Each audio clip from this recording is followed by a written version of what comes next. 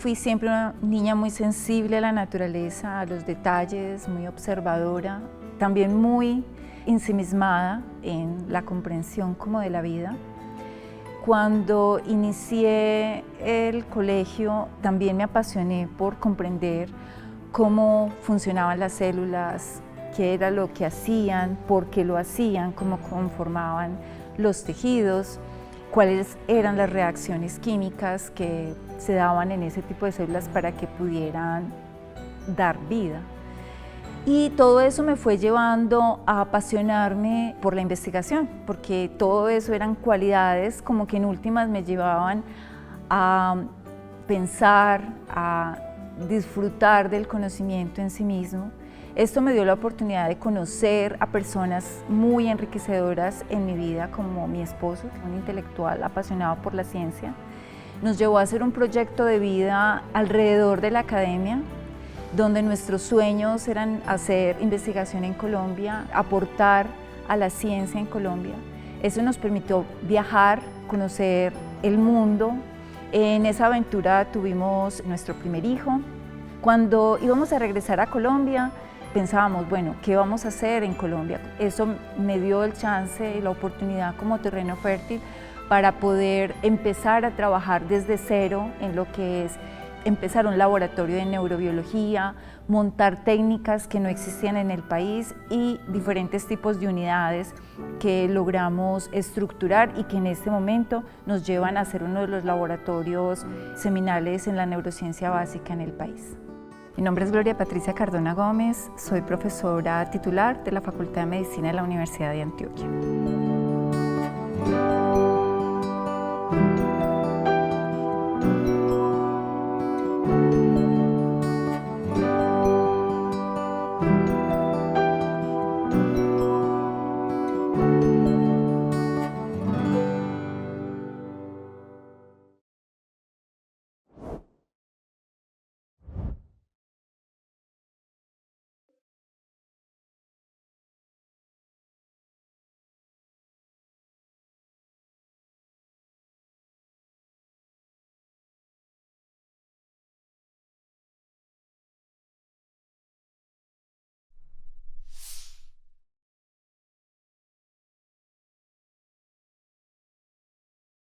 Si yo les contara que solamente del 1 al 5%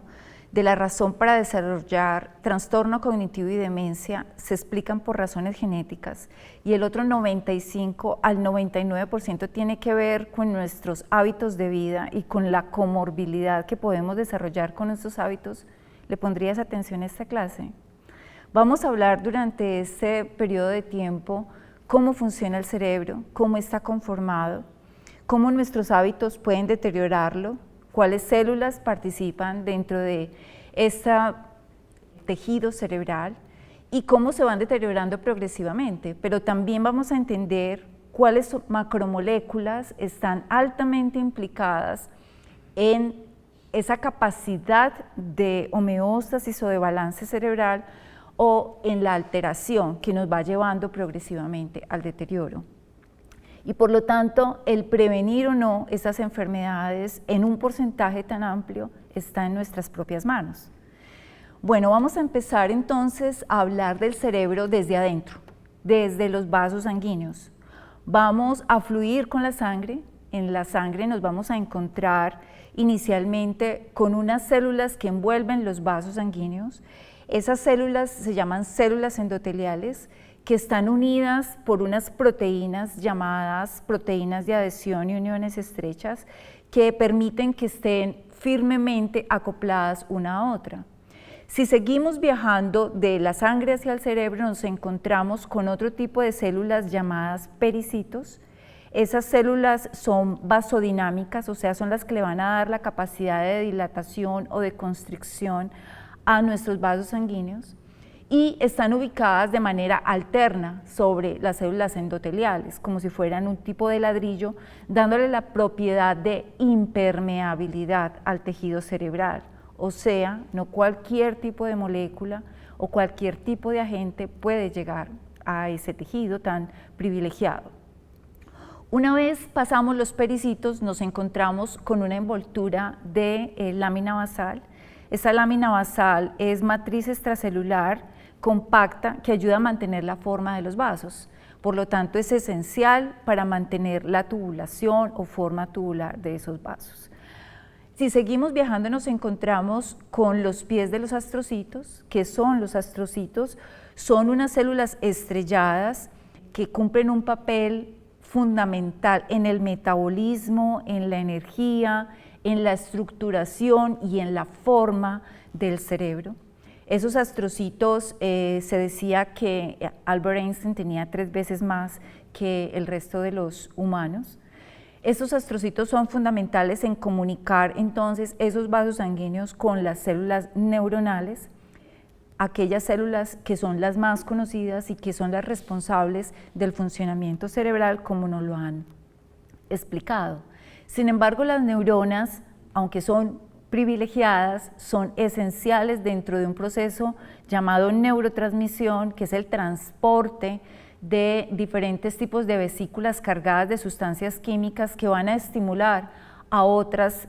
posteriores llamadas possinapsis, que son moléculas químicas que van a permitir que sintamos, que nos movamos, que tengamos diferentes tipos de conductas. Pues gracias a esas dendritas arborizadas y conectadas entre sí, vamos a tener ese tipo de circuitería y de funcionalidad, pero no lo pueden lograr si no están los astrocitos, y los astrocitos a su vez si no están los pericitos y si no están las células endoteliales.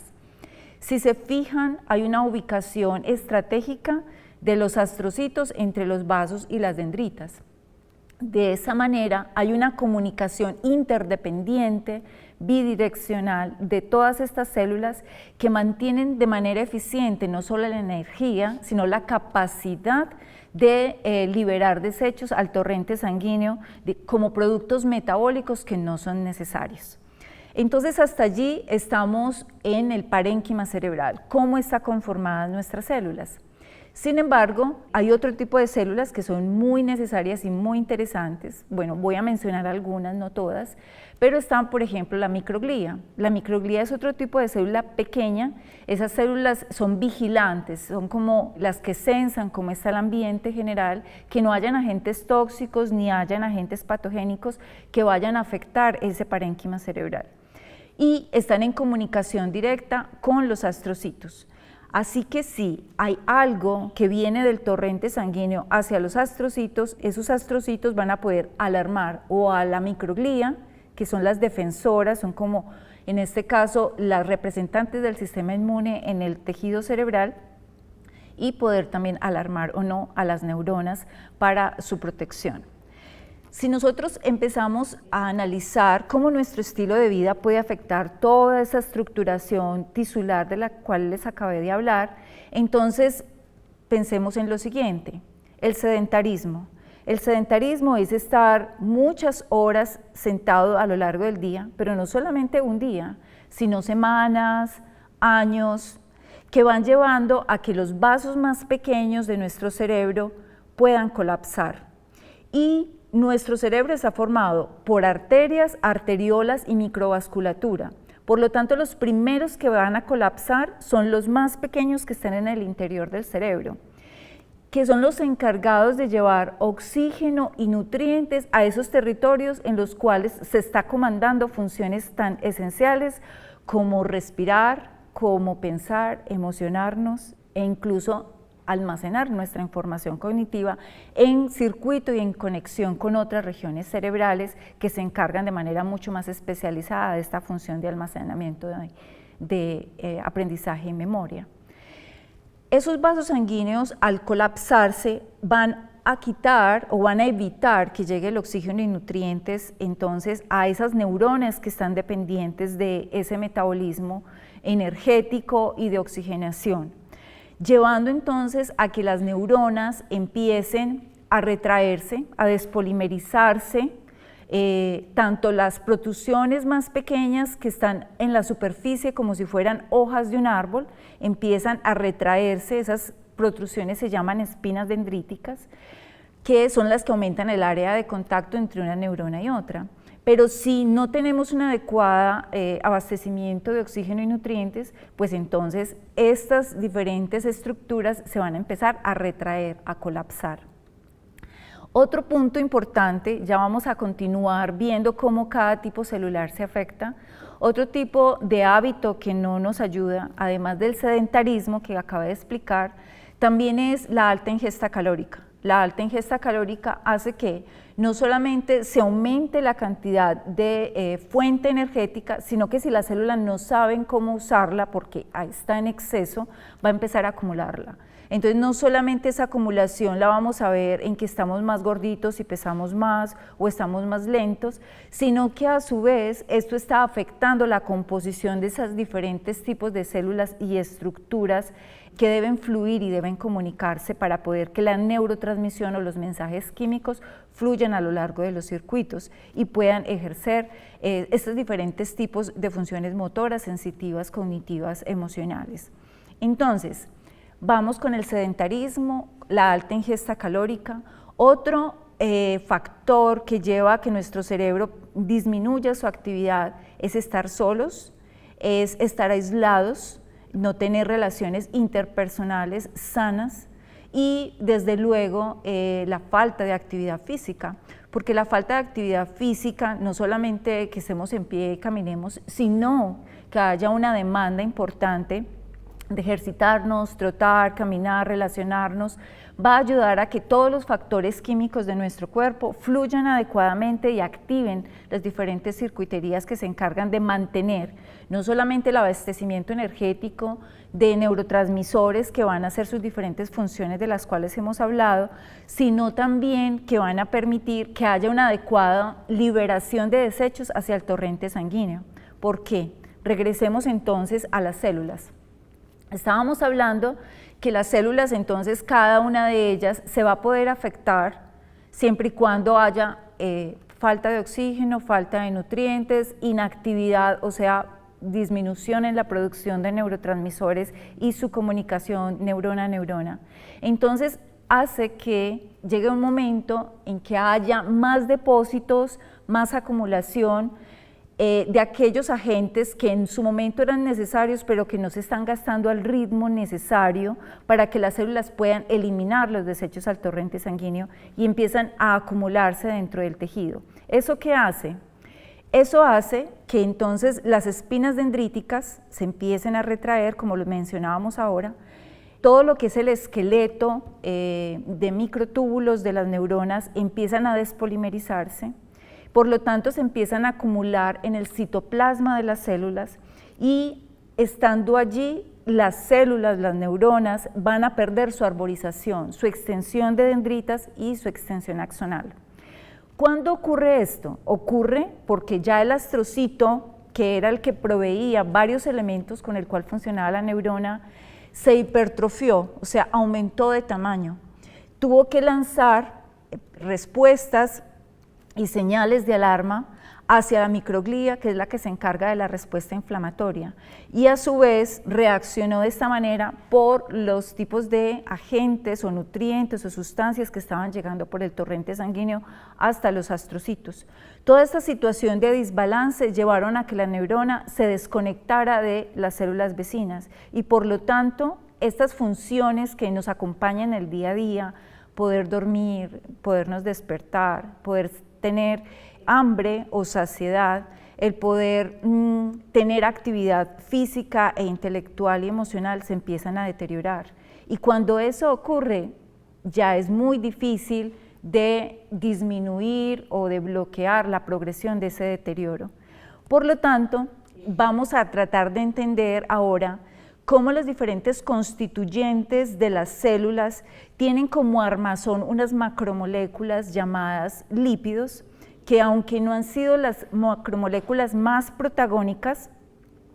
en este momento se han convertido en un blanco de estudio muy importante para la comprensión del cerebro, de cómo funciona, cómo se conecta, pero también cómo se enferma y cómo podemos prevenirlo.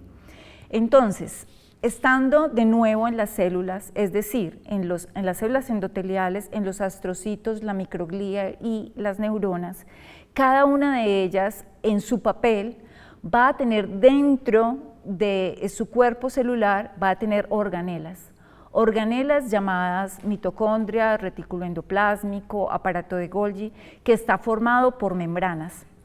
La membrana celular también hace parte de ese componente membranoso rico en lípidos, rico en colesterol, en esfingolípidos, en glicerofosfolípidos. ¿De qué les voy a hablar el día de hoy? Vamos a enfocarnos en estas moléculas llamadas glicerofosfolípidos. Esas moléculas están formadas por una cabeza polar, que puede ser fosfatidilcolina, fosfatidiletanolamina, fosfatidilserina, fosfatidilinositol, y a su vez a ellas están ancladas unas cadenas carbonadas, o sea, de determinado número de carbonos, y puentes de hidrógeno que pueden ser sencillos o pueden ser dobles. Esa estructuración doble le va a dar una fluidez a la membrana. Las membranas, entonces, de la membrana celular de cada tipo celular que le mencioné, o de las organelas, debe ser parcialmente fluida. No debe ser ni muy rígida, ni debe ser totalmente fluida. ¿Por qué? Porque bajo esas estructuras se deben soportar, por ejemplo, en la membrana celular, receptores, canales que van a mantener la señalización de esos neurotransmisores que vienen de la neurona presináptica, que es la que está antes de la que sigue, que se llama postsináptica,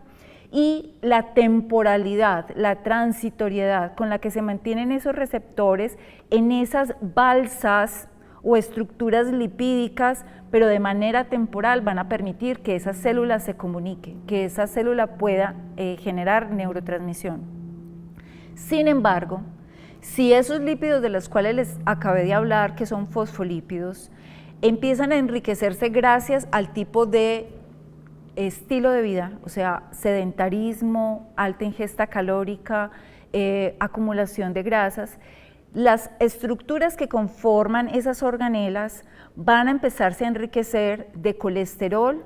y de ácidos grasos con solo enlaces sencillos saturados que le van a dar una mayor rigidez a esas estructuras membranosas. Esa rigidez no va a permitir que los receptores y los canales que están funcionando adecuadamente para todo ese tipo de funciones neurológicas de las cuales hemos hablado puedan hacerlo temporalmente, sino que se quedan allí secuestradas por la rigidez de la membrana.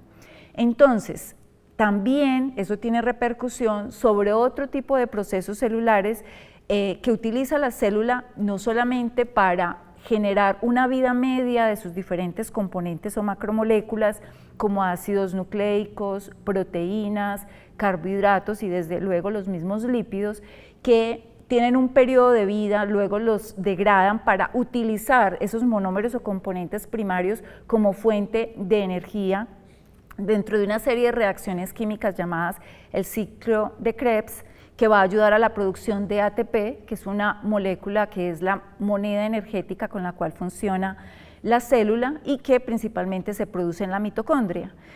¿Por qué me quiero centrar allí? Porque si la mitocondria, que tiene doble membrana, ¿cierto? Tiene una membrana externa y una membrana interna con crestas y a partir de allí se forma el ATP. Pero nosotros estamos teniendo estructuras muy rígidas, sobrecargadas de señal, van a ayudar a que ese metabolismo mitocondrial empiece a afectarse y por lo tanto entonces la capacidad de cortar o degradar se empiece a ser menos efectiva.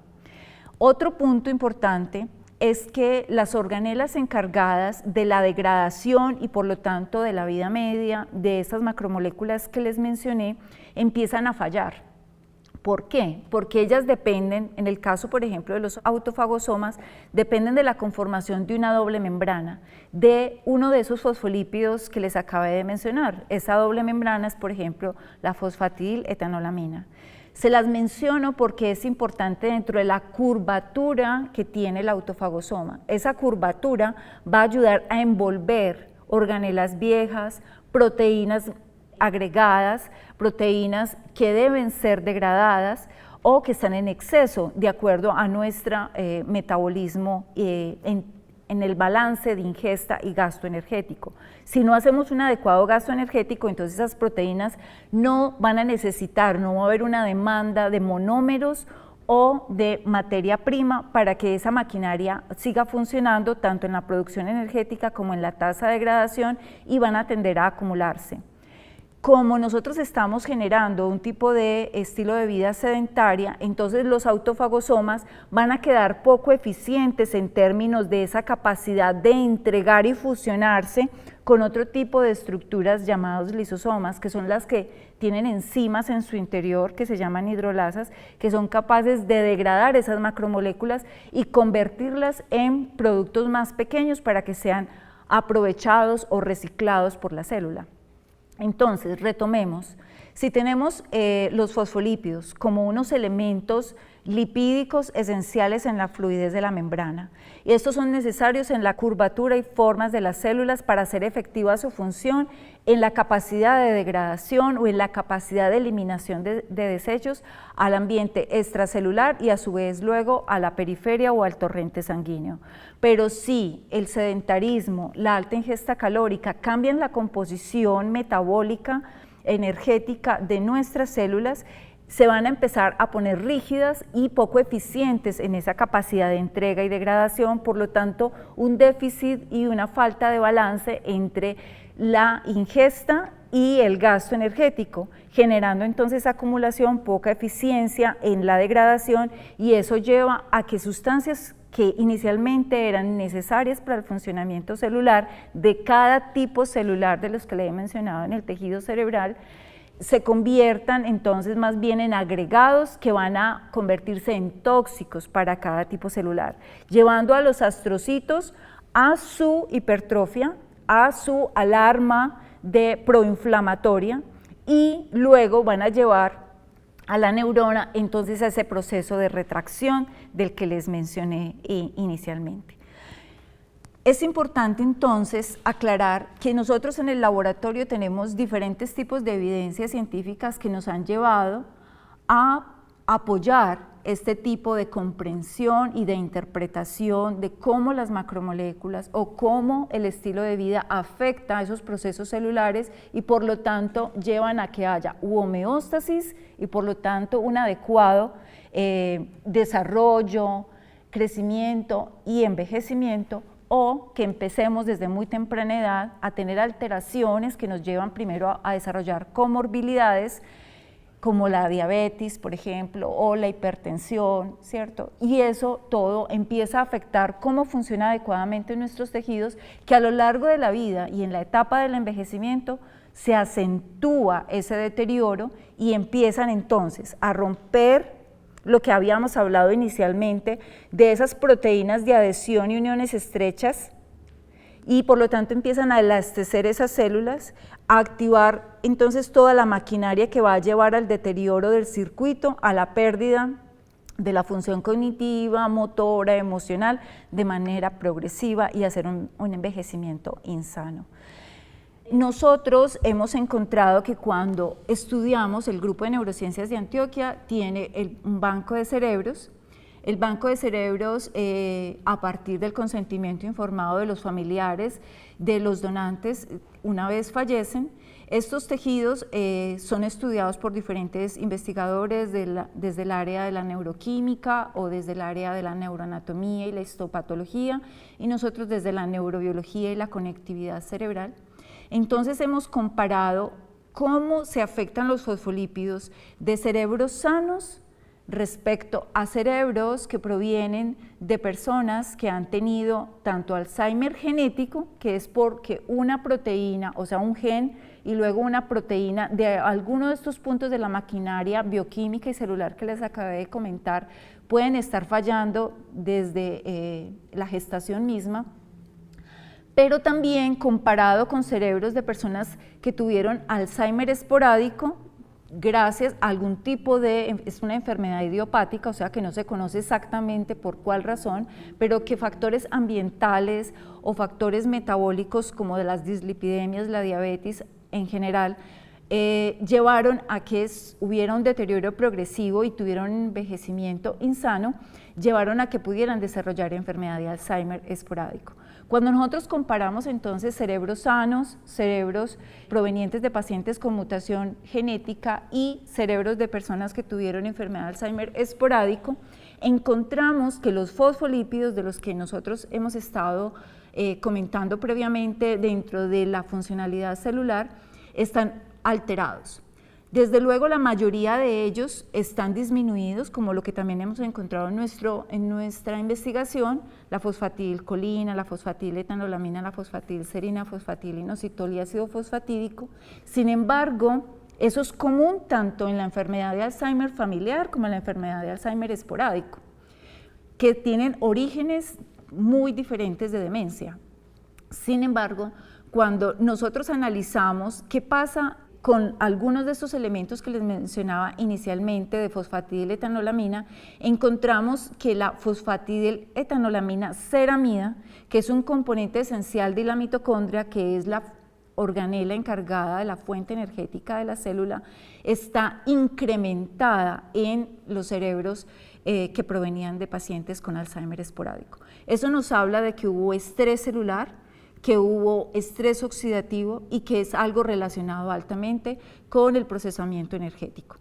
Entonces, esto lo publicamos en Journal of Alzheimer's Disease y después quisimos entender, bueno, si los vasos sanguíneos son tan esenciales en el desarrollo, o sea, tanto en la funcionalidad como en la patología de la demencia, entonces vamos a comparar en este otro estudio cómo son los cerebros de una enfermedad de Alzheimer esporádico en comparación de una enfermedad, una demencia también, pero cuyo origen proviene de una mutación que afecta inicialmente a los pericitos y a las células musculares lisas, que son los que dan la vasodinamia a todo lo que es la irrigación de los vasos sanguíneos. Entonces, curiosamente nos encontramos, y esto es algo muy interesante y novedoso, es que hay un común denominador entre la enfermedad de Alzheimer esporádico y la alteración de los vasos sanguíneos, en tres elementos que juegan un balance tripartita, que es la fosfatidiletoanolamina, la fosfatidilcolina y la fosfatidilserina. ¿Por qué? Porque la fosfatidiletoanolamina es fundamental, por ejemplo, en el flujo axonal, que es por donde viajan los diferentes neurotransmisores.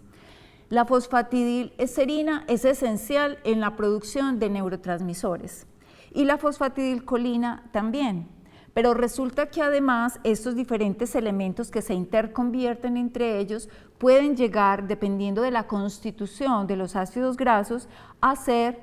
elementos disparadores de inflamación. Por lo tanto, en estos dos tipos de enfermedad, en los cerebros, encontramos que hay microgliosis, o sea, la glía de las que le hablé inicialmente, la microglía, los astrocitos, astrogliosis, está aumentado, incrementado, proliferado, aumentado su tamaño, y eso lo que nos da luces es de que están exponiendo señales químicas proinflamatorias para reclutar otros elementos de la periferia del torrente sanguíneo que ayudan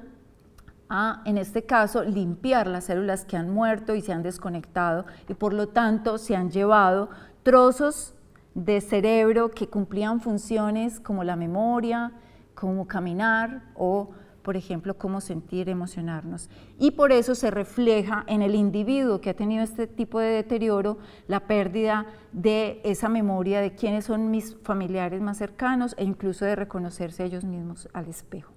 Entonces, si nos damos cuenta, estas moléculas que hacen parte de estructuras que están dentro de las células y a su vez conforman una parte esencial en cómo cada tipo celular juega dentro del parénquima cerebral, tienen un común denominador de deterioro. Esto lo publicamos en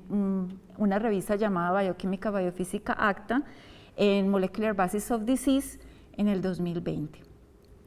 Interesantemente, cuando nosotros empezamos a estudiar, bueno, ¿y cuáles son los responsables de que hayan diferentes factores convergentes en demencias de diferente origen, tanto de origen genético como de origen esporádico, como el que les he explicado? Y nos encontramos que hay unas enzimas que se encargan de la formación de estos puentes dobles que le dan fluidez a las membranas o que evitan esa fluidez y lo hacen rígido.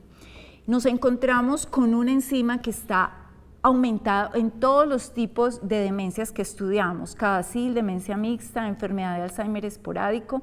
y enfermedad de Alzheimer familiar. Esta es una publicación que está sometida en este momento. Y encontramos que la desaturasa 1, que es una enzima que se encarga de, como su mismo nombre lo indica, de incluir una saturación, es la base o la semilla para que hayan poliinsaturaciones. ¿Por qué esto es importante? Esto es importante porque las poliinsaturaciones, así como le van a dar mayor fluidez, o sea, mayor número de enlaces dobles, le van a dar fluidez a las membranas que son necesarias en las neuronas para poderse conectar y formar circuitos, también un exceso de ello puede dar lugar a que se forme un derivado metabólico llamado ácido araquidónico. ¿Por qué nos vamos a centrar un momento ahí? Porque el ácido araquidónico tiene 20 carbonos y 4 insaturaciones y es un ácido graso que cuando es cortado por una enzima llamada fosfolipasa A2 citoplasmática, esa molécula es capaz de activar cascada abajo otras proteínas dentro de las reacciones químicas que se dan en el interior de la célula, es capaz de activar respuestas proinflamatorias, como la ciclooxigenasa 2, por ejemplo, los leucotrienos, ¿sí?, las prostaglandinas, que van a dar lugar a que las células endoteliales entonces se vasoconstriñan, se rompan o se pierdan esas uniones adherentes que le daban impermeabilidad al parénquima cerebral y por lo tanto tengamos extravasación, en este caso es llegada de macrófagos de la periferia para ayudar a limpiar detritos celulares en el tejido cerebral. Cuando estamos en esa fase es muy difícil recuperar el cerebro y las funciones neurológicas que son, digamos, las responsables de nuestra homeostasis y funcionalidad normal de ese sistema nervioso. Entonces, ¿qué vamos a tratar de entender en este momento? Cuando nosotros silenciamos en un modelo animal algunas de esas enzimas, nos dimos cuenta en un modelo obviamente con condiciones éticas de experimentación animal, bajo un comité de supervisión, nos encontramos que los animales triple transgénicos que tienen 3 mutaciones y son modelo de la enfermedad de Alzheimer porque tienen acumulaciones de proteínas tóxicas dentro del cerebro, porque además pierden su memoria de aprendizaje en pruebas específicas llamado laberinto acuático de Morris, que evalúa la memoria espacial, y se deteriora esa memoria. Entonces nos dimos cuenta que cuando por terapia génica silenciábamos esos genes, los animales mejoraban su desempeño, se disminuía la respuesta proinflamatoria y por lo tanto eran capaces de recordar los laberintos que ellos habían aprendido inicialmente. Entonces, si vamos a concluir y vamos a cerrar como las ideas principales de lo que les he contado hoy, entonces nos vamos a dar cuenta que tenemos inicialmente un tejido cerebral formado por unas células fantásticas que ayudan a que tengamos un balance entre la ingesta y el gasto energético. Pero nosotros con nuestros hábitos podemos alterar ese balance fisiológico homeostático en equilibrio. Si nosotros lo alteramos, entonces vamos a desencadenar progresivamente una serie de reacciones que van a llevar al deterioro de ese parénquima cerebral. Por lo tanto, nosotros como investigadores podemos estudiar biomarcadores en sangre, podemos estudiar terapias que nos ayudan a prevenir como una primera etapa o una segunda ya en una fase muy tardía. ¿Cómo nosotros podemos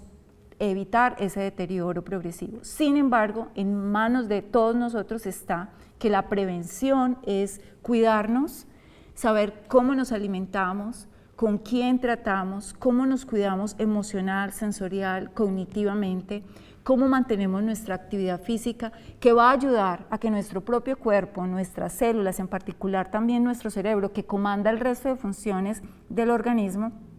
puedan mantenerse aptos a lo largo de la vida e incluso aún en el envejecimiento. O sea que la prevención de la demencia, del trastorno cognitivo, del deterioro neurodegenerativo está en nuestra calidad de vida y en ser felices. Muchas gracias.